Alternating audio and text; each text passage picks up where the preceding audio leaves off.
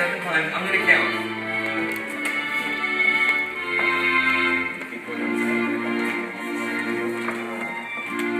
That's 1.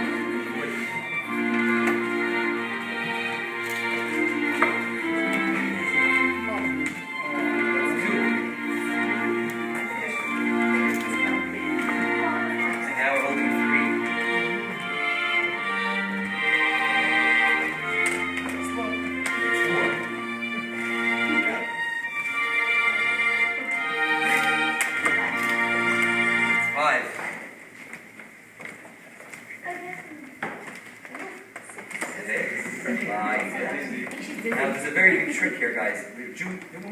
All the way in on that, right? 7. Up. Now 2. Now come up.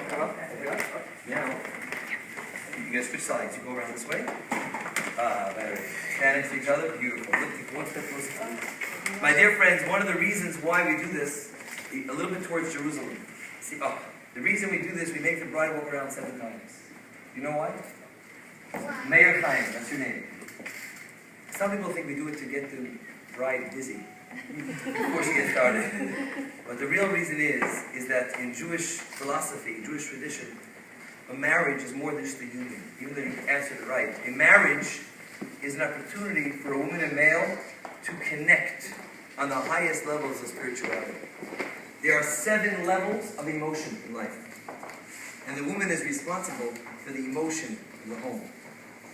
The house that you're going to have, if it's a happy house, you get the credit.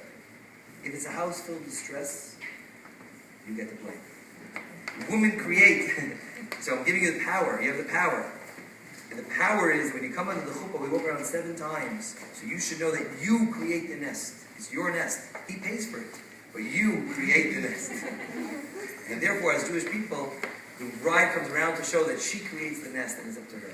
And now the tradition is to say a blessing that may the one who is powerful, the real power above all, the one who is blessed above all, the one who is great above all, the one who is supreme, should bless the groom and bride. Baruch Haba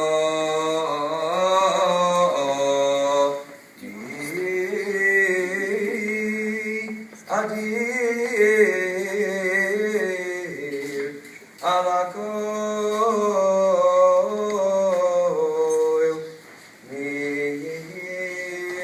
Baruch Alakol Gadol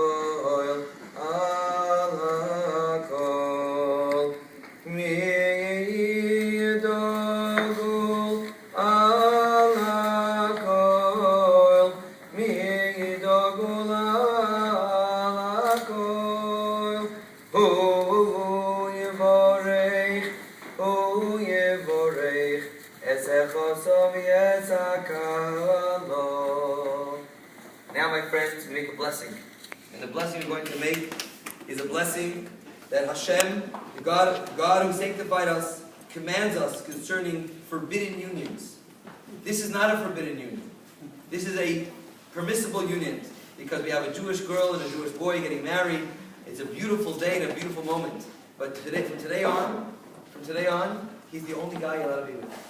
And that's we make a blessing in front of the bride and groom that this is blessed. And now, from now on, you're forbidden to everyone else.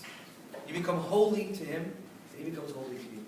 So I'm going to take a bottle of wine, I'm going to fill up a glass, and we're going to make a blessing on the wine, and the bride and groom will drink.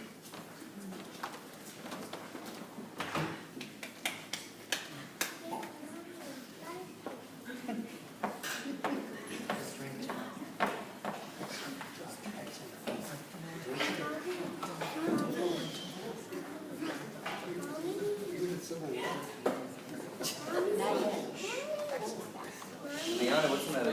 You'll have your day too. Okay. Everyone ready? Ready? It's a big glass of wine, yes. If they're walking around thinking you're dizzy, this way. Baruch atah Adonai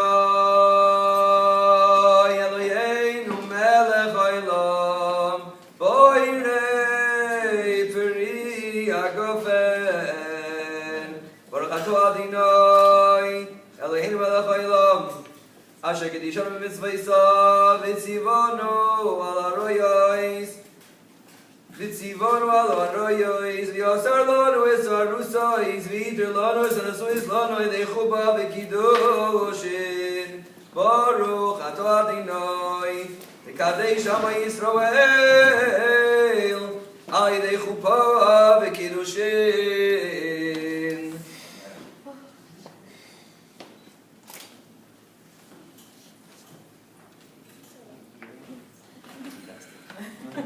We're going to now ask for the ring.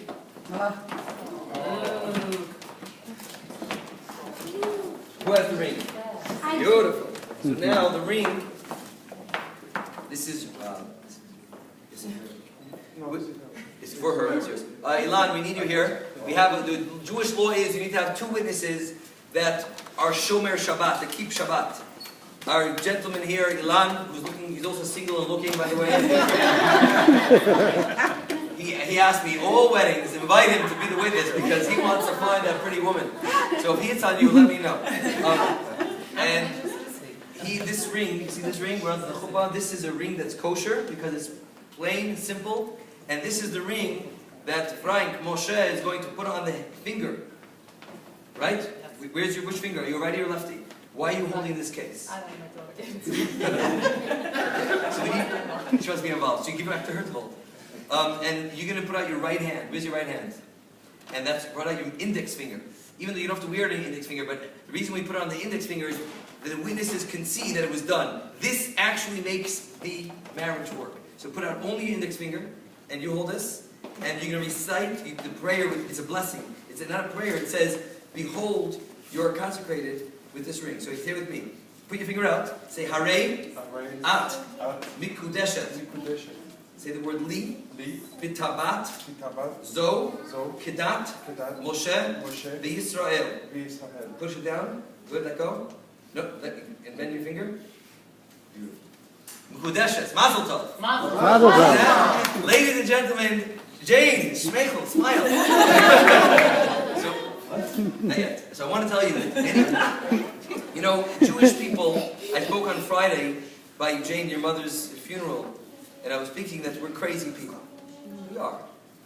And we can joke about it. But years ago, when a bride and a groom used to get married, they would get engaged, and that engagement was not an engagement like today, okay, we're engaged. It meant when you got engaged, there was no turning back. And if you chose not to get married, you needed a divorce. And in those days, you'd get engaged, and 1 year later, they would make the wedding. So they would get engaged, make a party of the engagement, and then a year later, they would make the actual wedding again, and then they would have John Poole cover. Very good. And then they would make a wedding. What happened was, the rabbis decided it's too far apart because, there's too much time to think. A year, who knows what can go on? The guy's stock can go down, she can get a better job. You know how things work. So they said, let's do the wedding and the engagement back to back.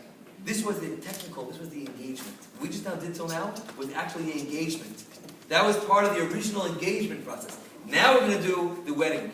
So we're not married yet. Well, you're married, you're married, you're engaged to the point that if you want to walk away from here, you need a get.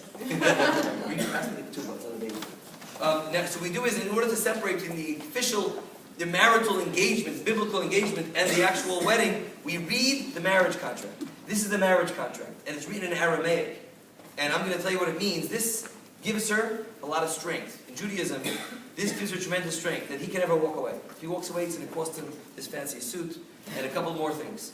And his shirt, he needs a shirt off his back. So the Jewish law demands that when a man marries a woman, he doesn't just promise to take care of her. He promises that he will give her the three fundamental elements of life. They are a house, clothing, and sexual relations. And those are the three things that a man is obligated to make sure he gives his wife. And he has to make sure that if he ever decides to walk away, God forbid, ever, it's going to cost him a pretty penny. And it's signed here. And we have witnesses that saw it, but he'll never need to use this anyway. She holds it for her protection.